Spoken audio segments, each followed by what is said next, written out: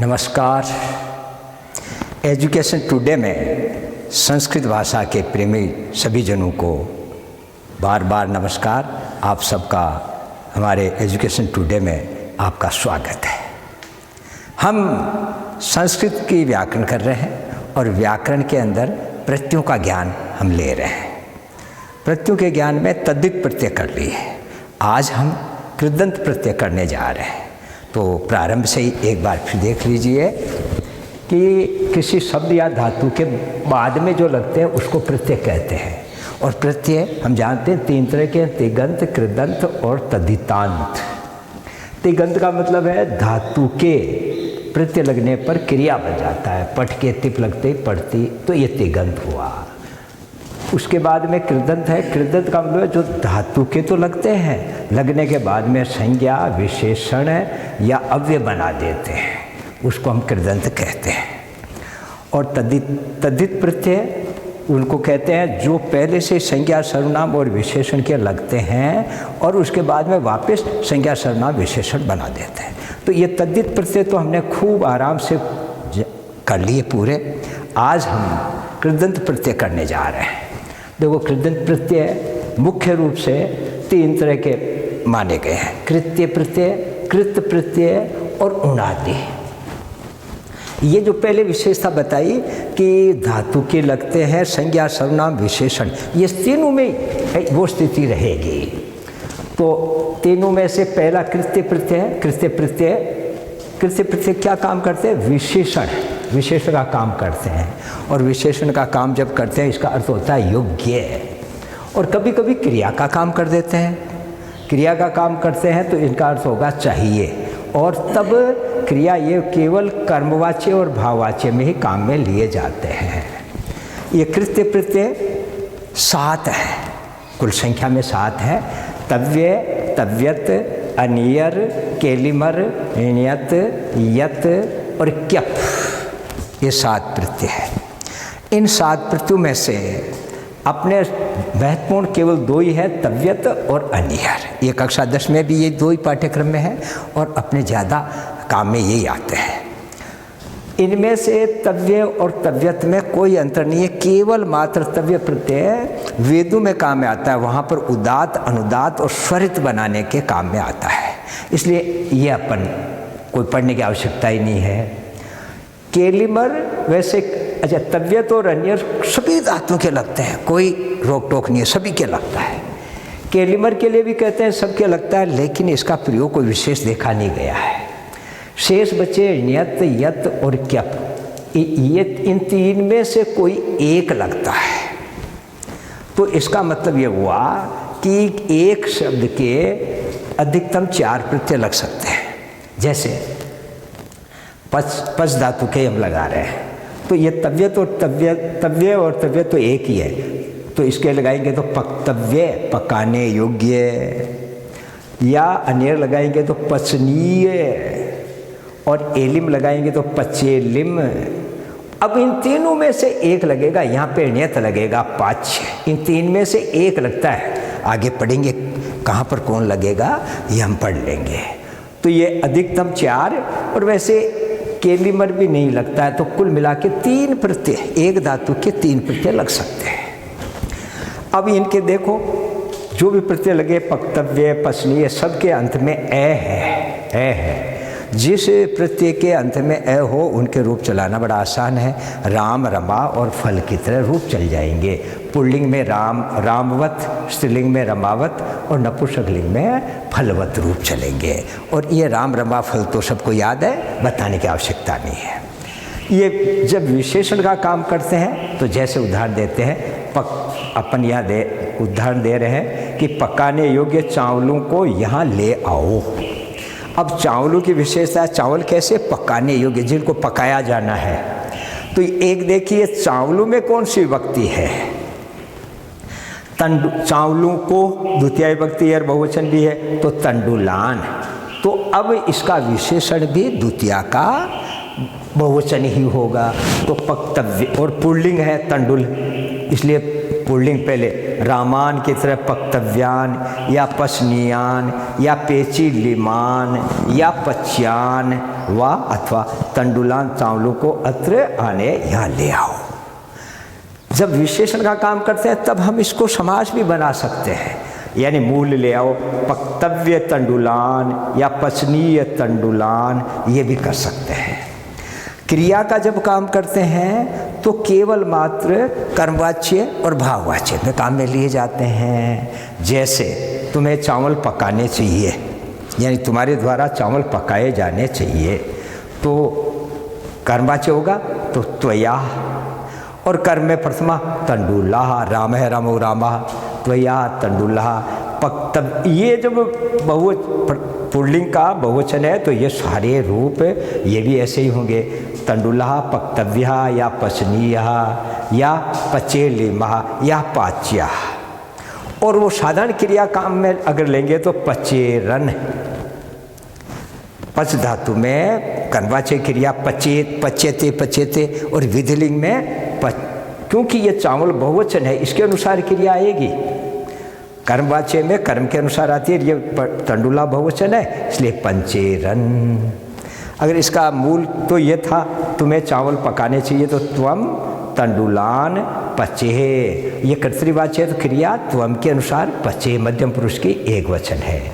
लेकिन यहाँ पर क्रिया कर्म के अनुसार तंडुल प्रथम पुरुष का बहुवचन है, इसलिए प्रथम पुरुष का बहुवचन लभेत, लभे याताम, लभे रन, तो पचेत, पचे येताम, पचे रन, ये बहुवचन की आई। एक थोड़ा सा अभ्यास और कर लेते हैं, तो यह है अहम पठनीयानि या पाठ्यानि पुस्तकानि अत्र स्थापयामि, मैं पढ़ने योग्य पुस्तकों को यहाँ रख रहा हूँ। तो कर्ता अहम है ही, अब यहाँ पर मैं पुस्तकों को रख रहा हूँ, अहम पुस्तकानि स्थापयामि, तो पुस्तकानि नपुंसकलिंग का बहुवचन है तो इसके विशेषण भी यही होंगे, पठनीयानि या पठितव्यानि या पाठ्यानि।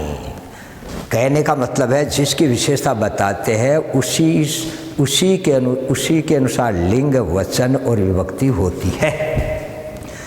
दूसरा वाक्य है कि हमें गीता पढ़नी चाहिए। साधारण वाक्य होगा तो वयम प्रथमा आ गई, गीता में द्वितीय आ गई, वयम गीताम। अब क्रिया इस वयम कर्ता के अनुसार पठेम है।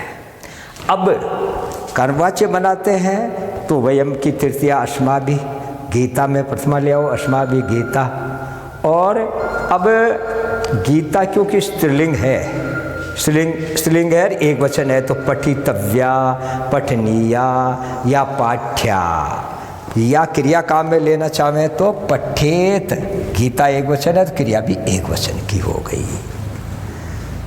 एक और वाक्य देखिए, तुम्हें देखने योग्य स्थानों पर भ्रमण करना चाहिए, तो कर्तृवाच्य में होगा त्वम दर्शनीय स्थानेषु, या समास बना दिया, समास नहीं बनाते तो दर्शनीयेषु स्थानेषु होता, त्वम दर्शनीय स्थानेषु भ्रमणम। अब क्रिया त्वम के अनुसार कुर्या मध्यम पुरुष का एक वचन की क्रिया हो गई। इसी का कर्मवाच्य बनाते हैं तो त्वया दर्शनीयेषु या द्रष्टव्येषु या दृश्येषु स्थानेषु भ्रमणम करणीयम या कर्तव्यम या कार्यम, या क्रिया काम में ले वो तो क्रिएट। ये तो नमूने के तौर पर अभी हमने कुछ बातें बताई, और सारे प्रत्यय, ये सातों प्रत्यय पूरे होने के बाद में इनका और अच्छा अभ्यास हम करेंगे। तो अन्यर प्रत्यय कैसे लगाते हैं? अन्यर का रह तो लोप हो जाता है, अन्य शेष रहता है। अन्य शेष रहते ही कि इतना आसान काम है ये लगाना कि जूं का त्यों, ये अर्थ धातु है, अर्थ में च हलंत है तो एक को तो इसमें मिला दिया तो च पूरा हो गया, अर्थ पूरा हो गया, नी आगे लगा दो, अर्थ नी है। कितना सरल काम है अर्थ। इसी प्रकार अर्थ धातु अर्थ का भू हो जाता है, फिर भवनीय, यूं का यूं ही हो गया। कथ कहना है तो ए तो मिला दिया, कथनीय। ग्रह ग्रहण करना तो है में ए मिलाई दिया, ग्रहणीय। और न का न क्यों बना? ये रह है, न का न बना रहा है। ग्राह तो आगे आ तो इसमें मिल गया, ग्राह रह गया, और रह के कारण न का न भी ग्रहणीय, सूंघने योग्य। जप जपनीय, चिंत, चिंतन करना, तो यूँ का यूँ ही ए मिला दियो, चिंतनीय। ज्ञा यानी जानना, ज्ञानीय जानने योग्य। ज्वल, ज्वल यानी जलना, और ज्वलनीय जलाने योग्य। त्यज, त्यजनीय छोड़ने योग्य। इसी प्रकार दम, दमनीय वश में करने योग्य। चेष्ट, चेष्टनीय। दा यानी देना, दानीय देने योग्य। नम, झुकना, नमनीय झुकने योग्य। पठ, तो पठनीय पढ़ने योग्य। पृच्छ यानी पूछना, पृच्छनीय। भक्ष, खाना, तो भक्षणीय। यहाँ पर भी षटकोण का होने से नैकार्य बन गया।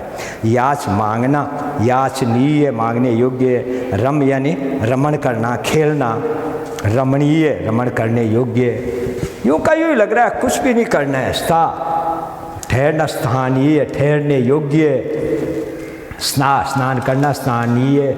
सेव, सेवनीय सेवा करने योग्य। वंश, ठगना, वंशनीय। लब, प्राप्त करना, लबनीय। तो कितना आसान है, कुछ भी नहीं करना, हलंत है उसमें ए मिला दिया, नीय आगे लगा दिया, ये अनियर प्रत्यय लग गया। तो ये हमारा पढ़ाना आपको कैसा लग रहा है, इसके बारे में आप टिप्पणी ज़रूर करें, और हमारे चैनल को सब्सक्राइब करें और लाइक करें, ताकि हम आगे से आगे बढ़ सकें और आपको भी कोई पढ़ने की चीज़ें अच्छी से अच्छी मिल सके। अभी मैंने कहा कि अनियर प्रत्यय लगाएंगे तो कुछ भी नहीं करना है, केवल हलंत के आगे ए, हलंत को में तो ए मिला दो और नीय लिख दो। थोड़ा सा एक नियम है, उसको देख लीजिए। क्या नियम है? अनियर का अनिय शेष रहता है, अंतिम स्वर का गुण होता है।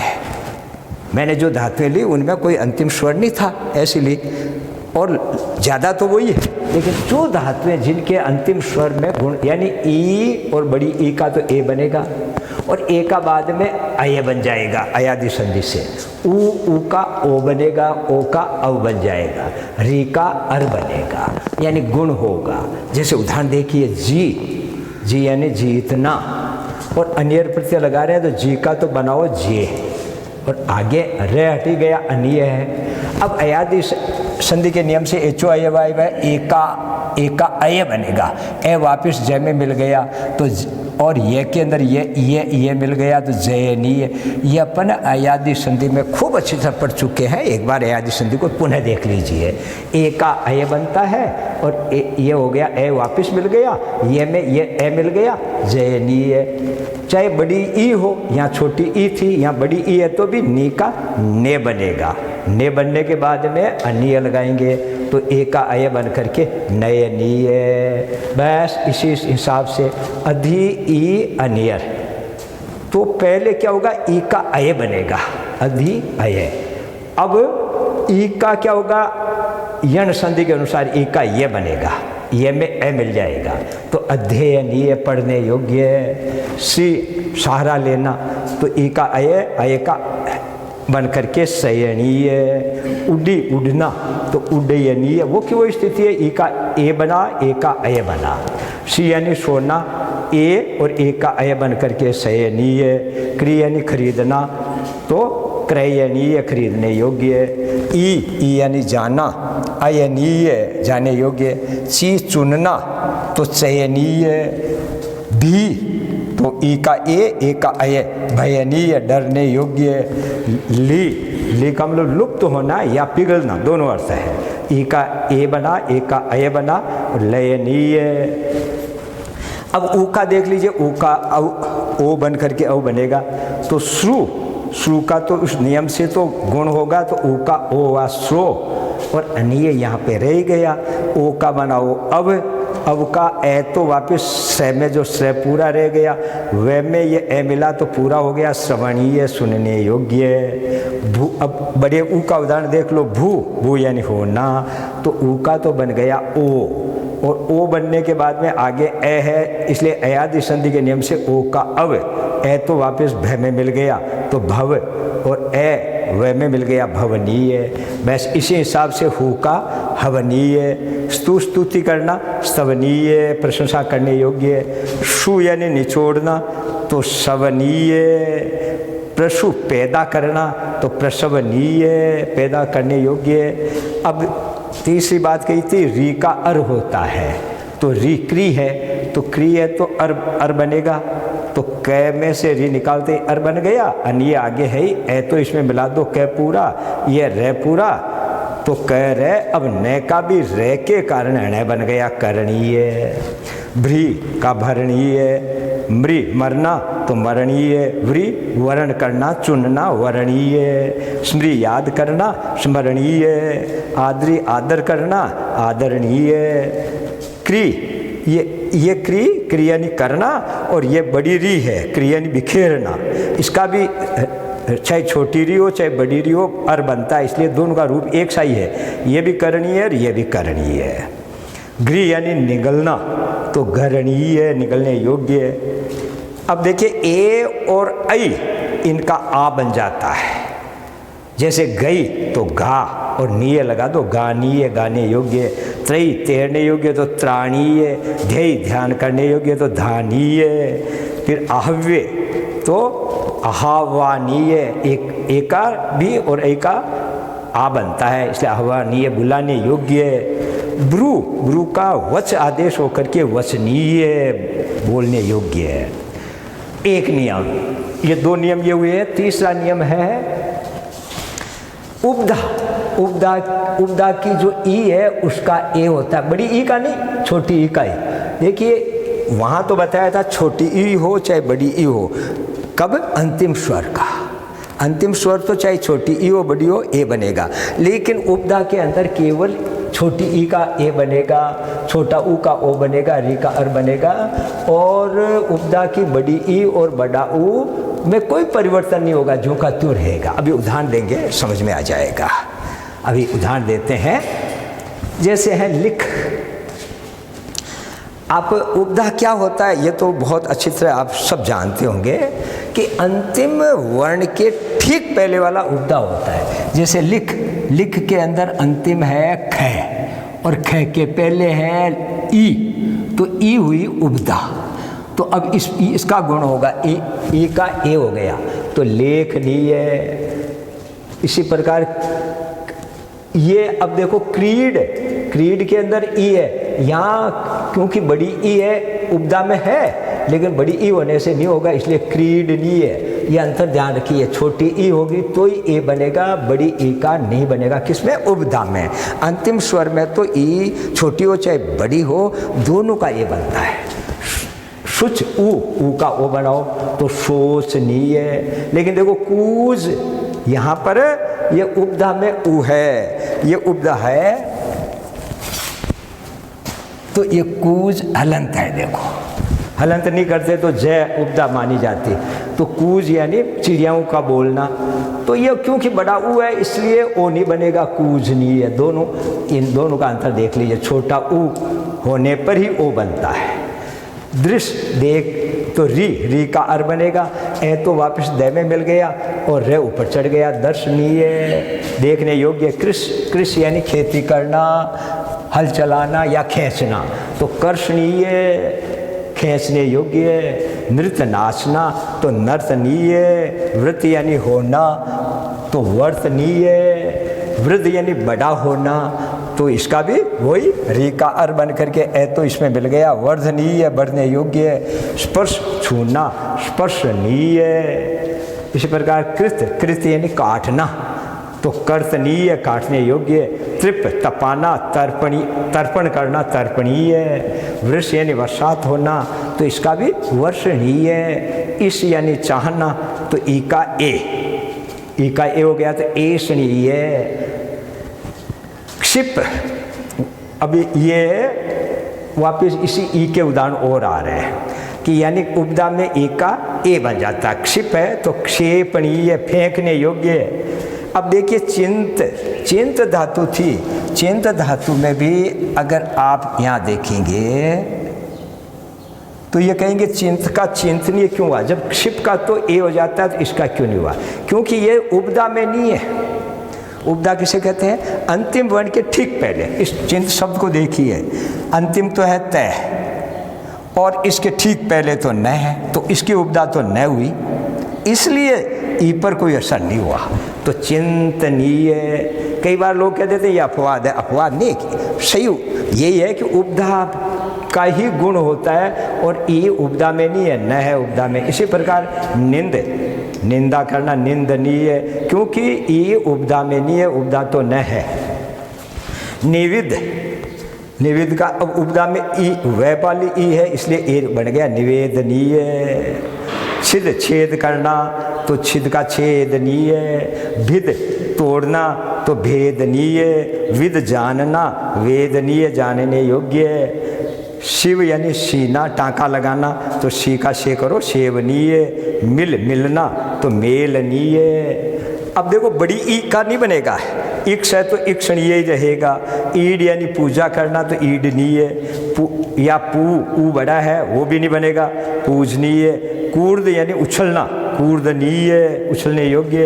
ये दीप, क्योंकि ई बड़ी है इसलिए इसका एक गुण नहीं हुआ, और दीपनीय। ज्वल का ज्वलनीय। निषिद्ध मना करना, तो इसमें उपदा तो सी में ई है, इसलिए इसी का ए बनेगा। ये नहीं कि पहले वाले का जो अपन ने पहले प्रत्यय किए थे तद्धित प्रत्यय, उनमें तो वृद्धि होती थी, सबसे पहले स्वर की होती थी। यहाँ वो नहीं है, यहाँ उपदा में हो रहा है। तो निषेधनीय, और संधि के नियमों से ये मूर्धन्य से भी षटकोण वाला भी बन गया। इसी प्रकार प्रवेश करना तो वी का वे बनाओ प्रवेशनीय।